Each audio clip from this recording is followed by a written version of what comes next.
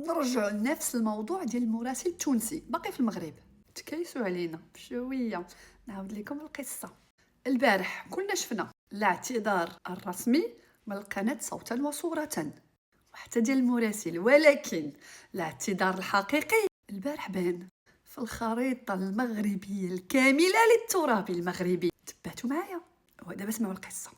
من ناضت البلباله على المراسل على تقطع الضوء، الاعتماد ديالهم الكاف تسحب، وقالوا غادي يحيلوه للمجلس التأديبي. القناة تواصلت مع المغرب، طلبوا من المغرب يبقى يكمل التغطية ديال الكان، ولكن غادي يمشي على الطريق المستقيم.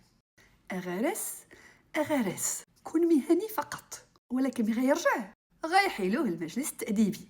حنا الدار الكبير، الدار الشريفة، اجينا نيشان دير معنا الزيكزاك ديال الحية، راه ما نعقلوش عليك. anyway نسمعوا بعد الاعتذار ديالو هو. نشكروهم المغرب اللي حكينا عليها على الاستعدادات الكبيره سواء الكان اليوم اللي صايره في المغرب والا كاس العالم ان شاء الله ربي يوفقهم في 2030 واللي متاكد انا المغرب باش تخرج في حله جيده وباش تخرج صوره جيده. انا حاجه برك نحب نقولها عاده في الختام، اذا كان فما سوء فهم بكلامي والا كان فما اي طرف ولا اي مواطن مغربي يتمس من كلامي انا نعتذر منهم. نحب نقول لهم كالعاده رانا اخوه ونقعدوا ديما اخوه، راني ما قصدت حتى شيء، انتم اخواتنا نحبوكم برشا، ان شاء ربي يوفقكم. وكيما كنا مساندينكم في كاس العالم 2022 وفرحنا بالانجاز الكبير للمنتخب المغربي، فرحنا بكل الالقاب المنتخب المغربي واخرهم كاس العالم للشباب، فانه زاد اليوم كيف نفرحوا برشا كاس العرب زاد كيف الف مبروك الشعب المغربي، نفرحوا برشا كل حاجه فيها مغرب. المغرب تقعد ديما اخوات احنا والمغرب، وراه ذا لا يفسد الود قضيه. حاجه برك نحب نقولها عادل نختم بها، هذه ميساج خلينا نختم بها.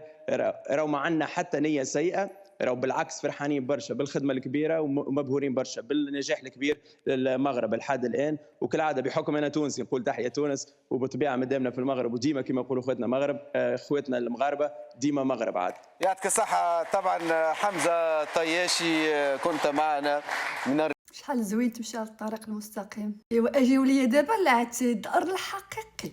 شوفوا معايا هنا وكعرب انه عندنا انجازات في المغرب. يعني الحقيقه تشوف التيرانات ولا التيران اللي بحذاه ولا اولمبيك لعبنا فيه البارح اللي هز 22,000.